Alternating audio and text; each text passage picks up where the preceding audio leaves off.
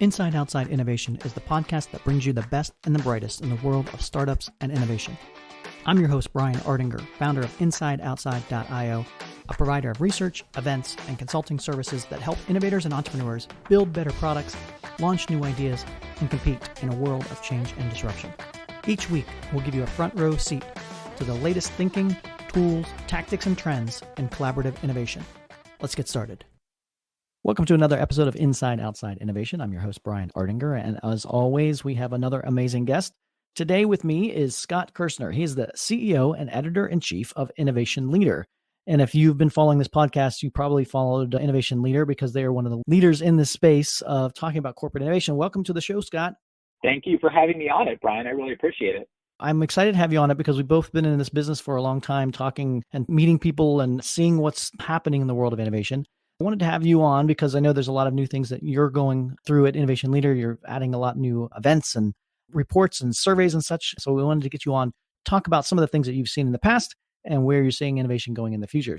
Why don't you give the audience a little bit of background on how you got involved in this innovation space to begin with?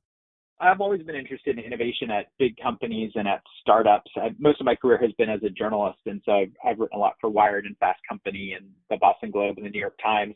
I sort of think of my beat as like, how do new ideas happen, and then how do they get shaped and cultivated and eventually commercialized? And so about 5 or 6 years ago, some friends and I were talking about, basically, we're media nerds. And so we were talking about industries or spaces that we thought were really not well covered by the established media. And one of the things that we kept coming back to was the challenges of innovating or making new things happen inside established companies. And we just felt like there's so much media around startups. And if you, Brian, had a startup in Lincoln that raises $1 million, or if it's a startup in Austin or Boston or San Francisco, there's lots of media that would cover you as, are you the next Uber? Are you the next Airbnb? Here's Brian's cool idea.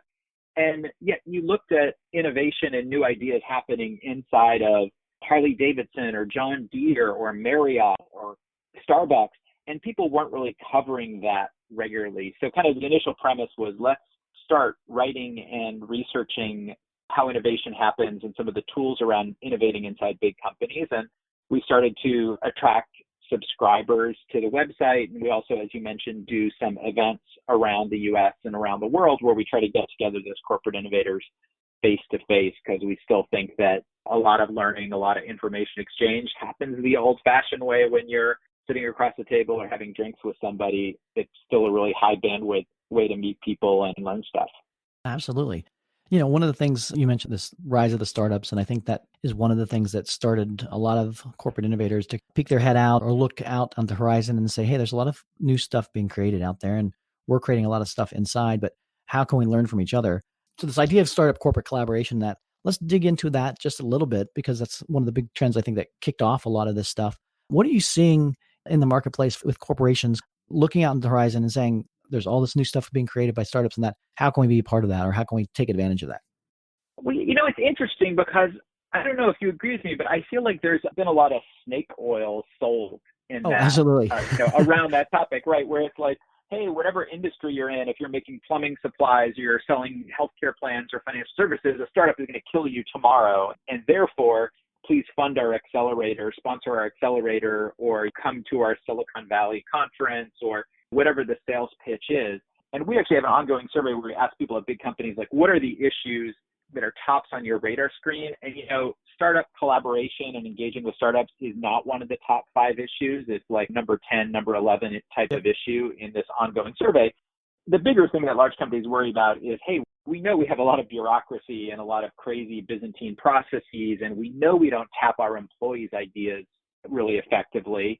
And so they're kind of thinking first about internal innovation and hacking away at some of the underbrush that keeps people from being creative and productive and innovative inside their own company.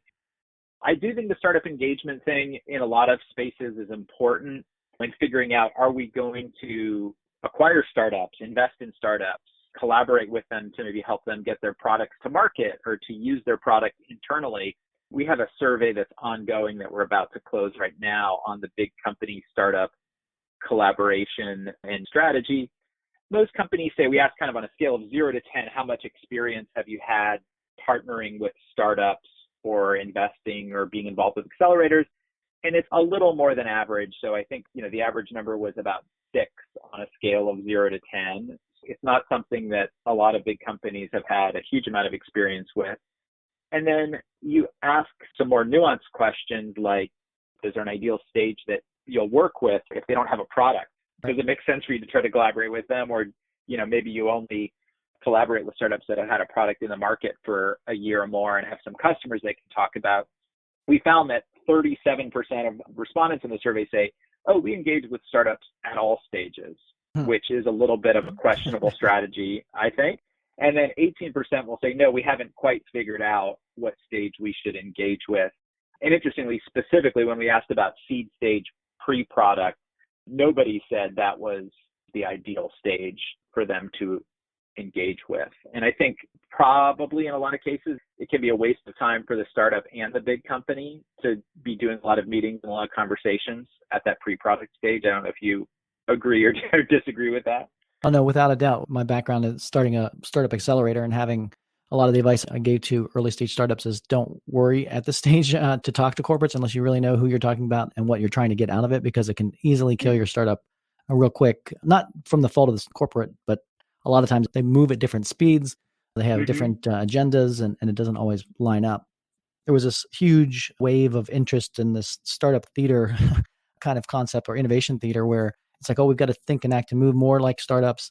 It spawned this wave of accelerators and people kind of throwing things at the wall. And I don't think any of those techniques were necessarily bad in and of themselves. It's probably more of how they executed or what they wanted to get out of it. I work with a number of corporates that said, well, let's try a hackathon. But their expectations were, well, we'll do a hackathon and we'll expect to come up with the next Uber in this weekend.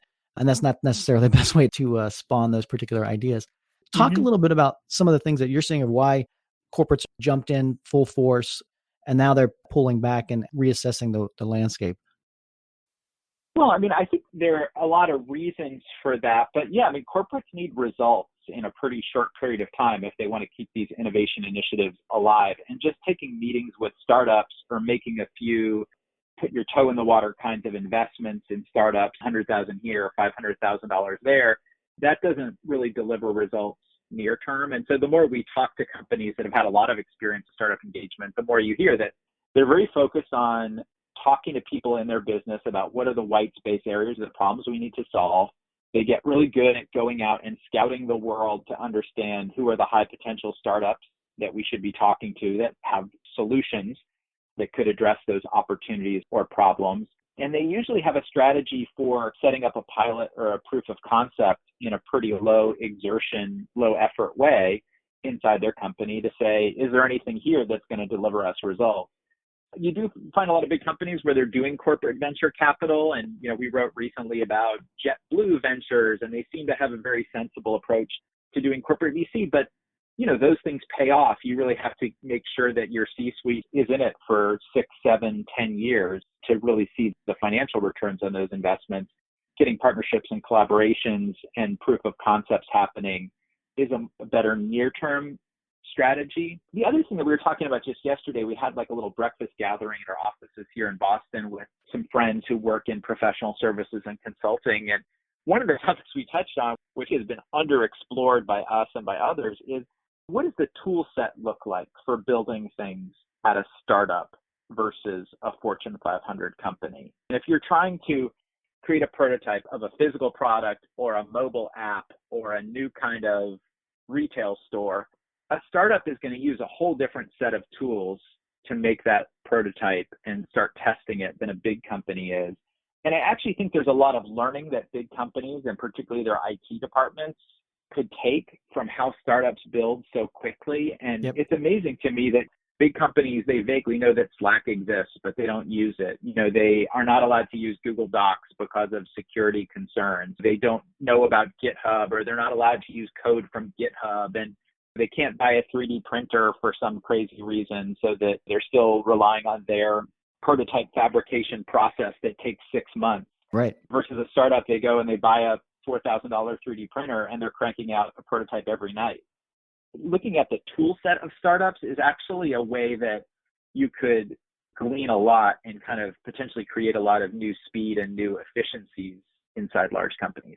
You bring up a great point. We're seeing this democratization of entrepreneurship, so to speak, even within product teams, and that on the corporate front, a lot of the folks don't even necessarily know what tools are out there. So if you look at what you can create today with off-the-shelf tools, whether it's websites or Airtable or products like Coda that are pretty much plug and play, drop and drag things that both give you design expertise and product development expertise without actually having to build all that stuff yourself, that changes the way and the speed that you can create new ideas and test them in the marketplace. And obviously we're seeing that in the startups. And I do think you're slowly seeing in the corporate space, but you're right from the standpoint there, a lot of education needs to be done out there of what's even out there that folks can use. And, as you're talking, you got me thinking another tool is crowdfunding platforms as a way to test demand for new products. And startups, they'll have that discussion today, and then tomorrow they will have crowdfunding campaign at least drafted, if not ready to launch. At big companies, we've written about Bissell, the vacuum cleaner company, and Hasbro and Anheuser-Busch, and a bunch of, I think Bose did a crowdfunding campaign recently. It's really a battle for them to convince executives inside their company that rather than the traditional approach to doing focus groups and doing surveys and doing market research in the traditional way, why don't we just put the product up on Indiegogo or Kickstarter and see if people will put money down on the table to buy it? It's hard to think of better approaches to market research than that. I had Slava Rubin, the founder of Indiegogo, on the podcast a year and a half ago, and he was talking about that trend and how it really changed their business to a certain extent, where Kickstarter was much more focused on consumer stuff, and they found this niche in the ability to work with corporations and help them prototype and test and match pricing and all this other kind of fun stuff that you could do that was so much closer to the customer than most corporate labs were doing in the past. So it's affecting both sides of the table on that front as well. Yeah, totally agree. Let's talk a little bit about another major trend that's happening is this rise of all these new technologies. So you've got AI and smart cars and voice and all these things that are actually all hitting at once. How are you seeing technology and the introduction of these new technologies playing out in the innovation space in the corporate world? Well, one negative way that it plays out is that the CEO or the COO or someone with a C at the beginning of their title goes to a briefing or goes to the Consumer Electronics Show and comes back and says, we need a VR strategy. Let's go develop a VR strategy really quick. And they don't talk to the customer enough. They don't really think about what is the business case or use case for VR. It just becomes satisfy the CEO project. So you see that for sure in big companies. The converse of that is companies that are aware of technologies out there and they do the demos and they take the meetings with startups and they get their hands dirty and they have a vision of how their business could apply this and they do talk to customers and create these scenarios, which don't have to be tomorrow scenarios. They could be next year scenarios or 3 years from now scenarios. Occasionally you find companies creating comic books as a way to explain this future. We wrote about Lowe's Innovation Labs, and more recently I talked to somebody at Bechtel, the giant construction company, about a comic book that they created internally. Or you can create sort of some videos or other ways to communicate. Here's how we see this technology applying in construction or in retail, and building slowly towards that and doing a lot of tests and a lot of proof of concept. I would say that a lot of companies are good at going to the trade show or going to the demo day at an accelerator and being aware that these technologies exist. Where they can really improve is by better communicating inside the company and having more conversations and lunch and learns and meetings inside the company where you sort of explore, okay, here's what we think is going to be important to the business. What do you think the use case might be? Bringing some customers into those conversations. If you think about emerging technologies kind of on a radar screen, like maybe in an aircraft carrier or something, making sure a lot of people can put dots on that radar screen and say, hey, we're seeing technologies here in the customer service group. We're seeing technologies that we think are important. Or I'm a field salesperson and I went to a customer and I noticed they had a 3D printer on their desk. And that seemed interesting to me. Letting people put dots on that radar screen and letting more people view the radar screen so that it's not just an innovation group or an emerging tech R&D group that owns the radar and they are the only ones who get to see that important radar screen. Don't let anybody else know what we're tracking. I like that approach. And one of the ways that corporations are going to win in this innovation space is to spread it far and wide within the organization. And that comes back to the whole concept of culture and that. What are you seeing from a culture perspective that good companies are doing in the world of innovation to spread the idea of innovation everywhere? I see a lot of them trying to spread that idea of innovation everywhere, particularly when someone new gets assigned to be the director of innovation or chief innovation officer. It can kind of be a little bit of quicksand, to be honest. If you get that job and you decide like, okay, my first year I'm going to go and visit all of our offices and I'm going to meet with people and run a design thinking workshop or run a lean startup workshop or solicit ideas about how we can improve our global logistics and distribution system or whatever the idea challenge is going to be, because it keeps you busy running a lot of workshops and trying to change culture. But then at the end of the year, at the end of the 18 months, how do you measure the impact of that? Yep. The quicksand is a little bit of, you turn innovation into leadership development or HR projects. Like, hey, we're trying to make our people more innovative. We're teaching them these new techniques. So I think a different approach is building some stuff and being known as the people who can make great prototypes and put them in front of customers and start gathering data really quick about what resonates with customers, what doesn't, and being seen as someone who's actually building things and testing things in the market in a fast, quick, dirty way can start to change culture, right? Because other people come to you with their projects and say, hey, could you be involved with this? Or they try to emulate what you're doing. And rather than falling into the quicksand pool of how do we change culture in this 50,000 person company, you get momentum going by like building stuff, and people see that you've built stuff and you've launched it, and ideally it's generating some revenue or it's generating some efficiency or cost savings inside the company. Yeah, at the end of the day, you have to execute, and ideas in and of themselves are just ideas, but the execution of that, moving the bar and moving the needle is important. And people talk about learning as a metric, and I'm all for learning. If you start using learning as a central metric, people start looking at you as an HR or leadership development initiative as opposed to a true build stuff, help us find new sources of growth initiative. Sure. What are you most excited about in the next 6 months, 12 months that kind of gets you going in this world of innovation?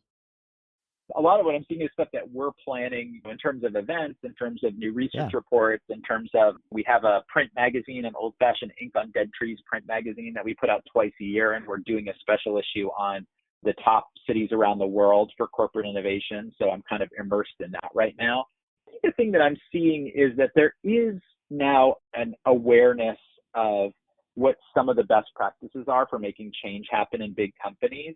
You, with this podcast and with the Inside Outside Summit, have been contributing to that. And there are lots of these informal monthly or quarterly innovation networking groups that I've been to that happen around the country, and they're trying to contribute to that.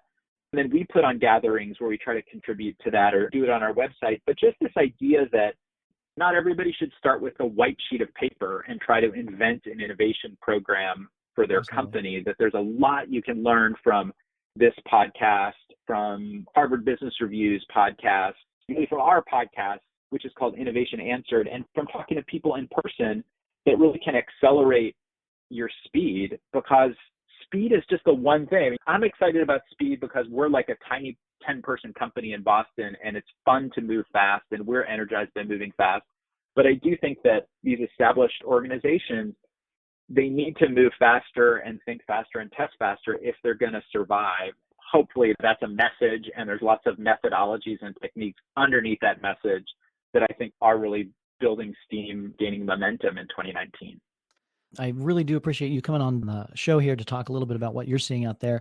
If people want to find out more about yourself or Innovation Leader, what's the best way to do that? Innovation Leader is innovationleader.com, or on Twitter, we're at InnoLead. And we also have a podcast called Innovation Answered, which folks might enjoy listening to. Well, Scott, thanks for being on Inside Outside Innovation. Look forward to staying in touch and keeping up with the world of innovation. Thanks for being on the show. Thank you, Brian. That's it for another episode of Inside Outside Innovation. If you want to learn more about our team, our content, our services, check out insideoutside.io or follow us on Twitter at the IO Podcast or at Ardinger. Until next time, go out and innovate.